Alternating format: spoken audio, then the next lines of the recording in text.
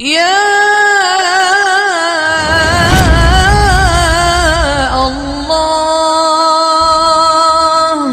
السلام علیکم دوستو، میں محمد مزمل پھر حاضر ہوں ایک نئے ویڈیو کے ساتھ۔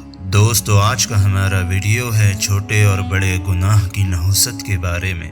دوستو، مسند احمد میں ہے کہ حضرت عائشہ صدیقہ رضی اللہ عنہا نے حضرت معاویہ رضی اللہ عنہ کو ایک خط میں لکھا کہ بندہ جب خدا تعالی کی نافرمانی کرتا ہے تو اس کے مداح بھی مذمت کرنے لگتے ہیں اور دوست بھی دشمن ہو جاتے ہیں۔ گناہوں سے بے پرواہی انسان کے لیے دائمی تباہی کا سبب ہے۔ صحیح حدیث میں ہے کہ رسول اکرم صلی اللہ علیہ وسلم نے فرمایا کہ مومن جب کوئی گناہ کرتا ہے تو اس کے دل پر ایک سیاہ نقطہ لگ جاتا ہے، پھر اگر توبہ اور استغفار کر لیتا ہے تو یہ نقطہ مٹ جاتا ہے، اور اگر توبہ نہ کی تو یہ نقطہ بڑھتا رہتا ہے یہاں تک کہ اس کے پورے دل پر چھا جاتا ہے، اور اس کا نام قرآن میں رین ہے۔ اللہ نے اس کو کلا بل ران علی قلوبہم ما كانوا یکسبون فرمایا ہے، یعنی ان کے دلوں پر زنگ لگا دیا ان کے اعمال بد نے۔ البتہ گناہوں کے مفاسد اور نتائج بد اور مضر ثمرات کے اعتبار سے ان کا آپس میں فرق ضروری ہے۔ اسی فرق کی وجہ سے کسی گناہ کو بڑا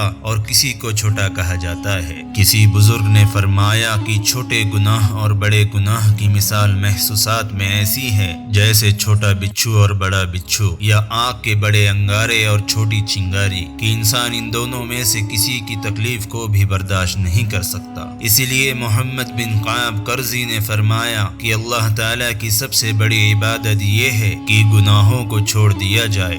جو لوگ نماز تسبیح کے ساتھ گناہوں کو نہیں چھوڑتے ان کی عبادت قبول نہیں ہوتی۔ حضرت فضیل بن عیاض رحمۃ اللہ علیہ نے فرمایا کہ تم لوگ جس قدر کسی گناہ کو ہلکا سمجھو گے اتنا ہی وہ اللہ کے نزدیک بڑا جرم ہو جائے گا۔ اور سلف صالحین نے فرمایا کہ ہر گناہ کفر کا قاصد ہے جو انسان کو کافرانہ اعمال و اخلاق کی طرف دعوت دیتا ہے۔